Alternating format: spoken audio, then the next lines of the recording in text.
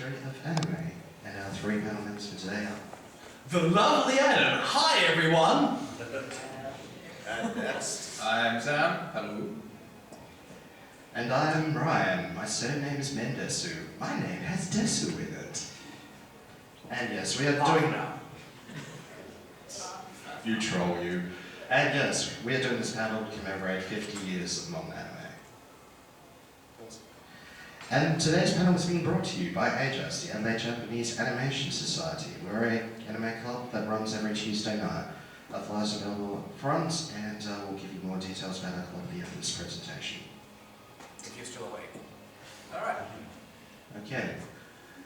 And with that, we go to the beginning. Now, due to the poor quality of keeping anime made from the early days, and also due to natural disasters, we can't be entirely sure about when the first anime was made, but what has been determined in recent years is the first known anime that has been found was Katsubo Shinsho from 1907, which is 50 frames of a guy taking off his hat. Anime had to start somewhere, you know. And most of the animation made in this time was either cut-out animation or chalkboard, because the celluloid used for cell animation, which came out in the US in 1915, was very hard to come by and unaffordable for the Japanese. And the first fairly major animator of that time was Seitaro Kitayama, formed Japan's first animation studio, and this other important part was he influenced Sanae Yamamoto, who was the founder of Toei, one of Japan's still long-running major studios. Long's truth. okay. Well, if you want to talk about time, okay. And that's a frame from Katsubo Shinsho. We had to start somewhere. Okay, thanks. And yeah, the content of the time up to the 1930s was mainly shorts, and they didn't have sound at the time, so they required live narrators to explain what was going on. So if you ever saw something from this time, you would need a narrator to explain it to you. And content was fairly Western folk-oriented. Did you want to say something about the title? Or the resource? Okay. And the majority of the material from this time was destroyed in the Great Earthquake of 23. But here is something that we can show you. See? Alright, this is a clip from 1917.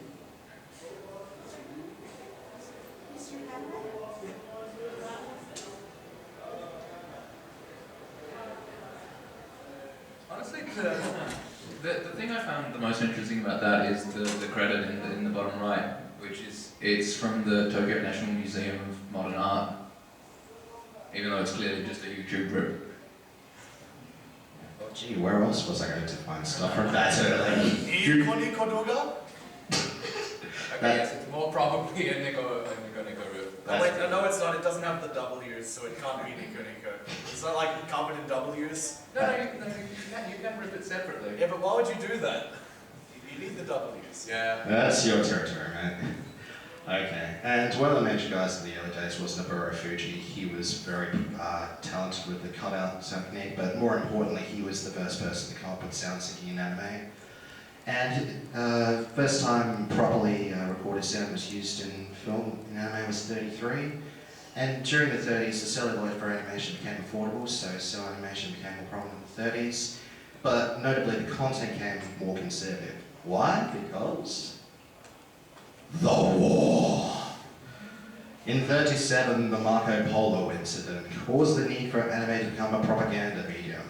And the film law that was enacted in 39 allowed the government to enforce such an end. 45 was the first truly full-length feature film that came out, a very propaganda-oriented film called Momotaro's Divine Sea Warriors.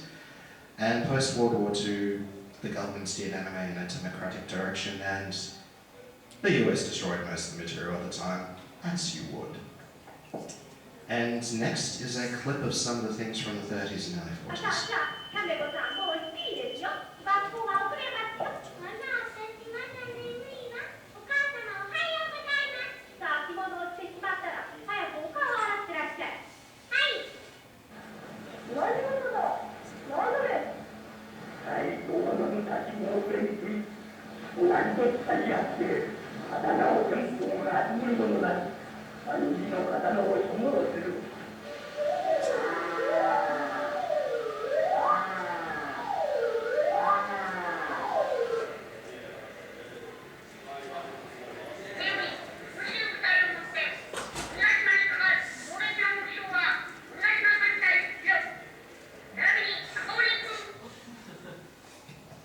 Yes, as we said. Japanese people are monkeys. Yeah. It's an old stereotype. Also, you can see the similarity to early Disney stuff. Yeah. I mean, even the whole nationalistic stuff. Yeah, it's very Disney from that period. Yes, Disney was pretty much a racist guy anyway. So Yep. it's not like the Japanese were the only Disney ones. it was pretty much the most horrible person. Hence why Disney is referred to as the Nazi. It's why he was the best influence on Tezuka, because Tezuka was also a bit of a jerk. So, Yes, they both love the war. if you're an animator, then you become a jerk, apparently. Ah yes, and as we were saying, Disney and European folk influence predominated through the late 40s and the 50s. The sports genre began to appear at the time, especially baseball, because Japan loves their baseball. Colour began to appear in 48, and the Fuji merged that into his works in the 50s, got a couple of international awards for it. But I guess the most important point in the 50s being that Yamamoto and Yamashita founded Toei in 48, and then came Panda the Magic Serpent, one of the more commercial films at that time, which we had a short clip of. Soon.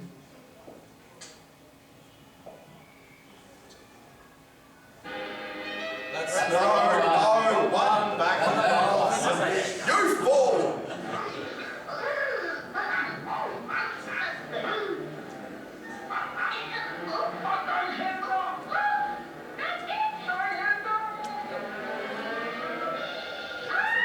That dragon one day went on to star as Falcor in the never-ending story. Yeah. Yeah, basically the movement of it flapping about the air was pretty revolutionary for its time by the animation standards of that period. And thus we move on into the 60s, where you can start calling anime, perhaps modern anime. We call it about 62, the time when Tezuka really got into both the anime field as well as his manga career. Well, yeah, he did like some very important manga before that. Yeah. Like there's the ones that people remember, you know, your Astro Boy and your Kimber, yeah. But Order. like the stuff that like I think I saw it in a guy interview. Is you know what made you want to get into animation? It's like, oh, I read Metropolis, which I think Tezuka wrote in like 1947. Yeah, about 47. Yeah. And yeah, another important thing that made him become a mangaka, because he originally wanted to become a doctor, was he asked his mother, "Mum, what should I do in life?" And she said to him, "Son, just do whatever it is that you will like in life, regardless of the outcome." And so he decided to become a mangaka and create the manga and anime industries with his bare hands, pretty much by himself at the time. If it was being made during the 60s, it was pretty much a sure bet that Tezuka was involved with it. And also the two major studios at the time, which weren't founded by Tezuka though, were Toei and Tatsunoko. Oh, no, just Tezuka, he did pretty much work full time until he died. Yes. An interesting fact And is... still didn't finish Phoenix. Yeah. We did say that anime people are jerks. Yes.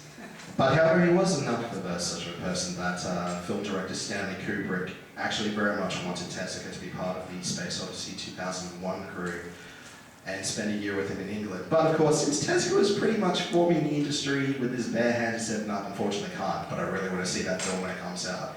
And so when it did, Tezuka would just listen to the 2001 soundtrack over and over as he worked his long hours, because he loved that film. When we're saying that Osamu Tezuka basically built the Japanese animation industry with his bare hands, what we're basically saying is that while there had been a lot of animators beforehand that had all taken a lot of influence from like Walt Disney Enterprises, Tezuka was the one who really pioneered techniques of cutting down costs and saving time that it takes to actually make a show. So he was very big on using techniques, you know, like the background, which is just a bunch of flashing lines, so it looks like someone's moving when they're actually just a still frame.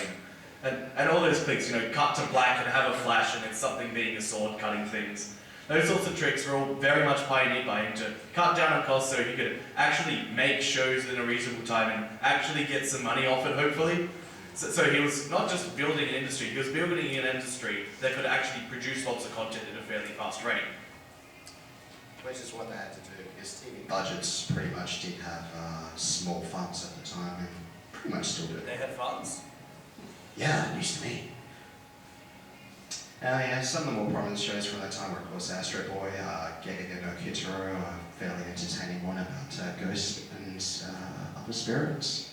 Kimber, which some of you already know. Princess Knight was one of their very early shoujo titles, and Cyborg 009 was one of the first team fighting evil-oriented titles. Kind of. Power Rangers with more racism and cyborgs. Yep. And this will be the first point that we mentioned, the shows that are still going. Sezai-san and Doraemon. I think Sezai-san is now up to about over 2,000 episodes. And another couple of other important things at the time. Films were in colour at that point, but TV was still in monochrome. And anime was recorded on 16mm film. One thing that we're not going to have visuals of, because it was a very bad film, but it's important to mention is horrors, because two important things happened in it. This was where Hayao Miyazaki and Isao Takahata first teamed up. Of course, they were the two people that formed Studio Ghibli, so, you know, pretty important. And the other important thing was Kamen Rider developed a technique called frame manipulation, which is generally where some scenes will seem more choppy than others, and others will seem smoother, which generally results in better animation and better effects. Okay, I believe we now have a couple of clips to show from the 60s. The Gegege no Kitaro opening. Feel free to sing along.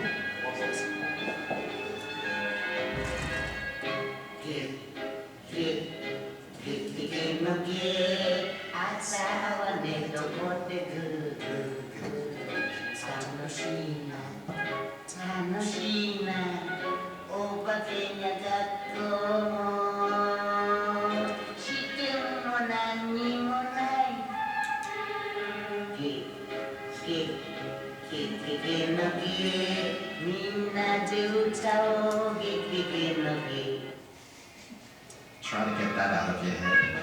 Oh!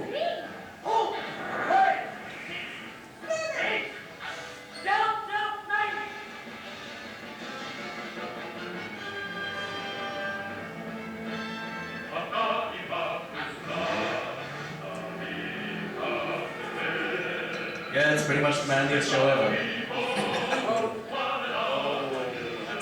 The other thing to bring up about Cyborg 009 is that Ishinomori Shotaro, who's the author, then went on to go, because Toei was like, this show is popular, people like this sort of thing.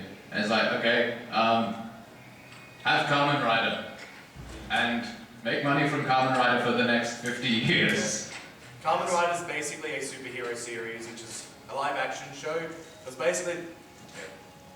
Yep, Kamen Rider was a live-action superhero show that they made with cooperation from the author of Cyborg. It is dudes in rubber suits punching other dudes in evil-looking rubber suits, and it's usually just one or two dudes, and they'll usually ride around on motorbikes, jumping off them to kick things. So Sometimes there's explosions. So before, when you pointed out that Cyborg 009 is pretty much Power Rangers with racism and robots, that's the reason. It's that Shotaro Ishinomori wrote the first Tokusatsu show. Yeah, he wrote the first Kamen Rider shows, which then Toei then you say, hey, this is great having a dude on a motorbike and all, but what if you had like 5 people teaching kids morals and like have a token girl character who's useless, and they make summon a robot, and that's how the original Sentai, which is what Power Rangers was based off of, was made. So there you go. The little black dude with fat lips is how we got the shows that we know and love today.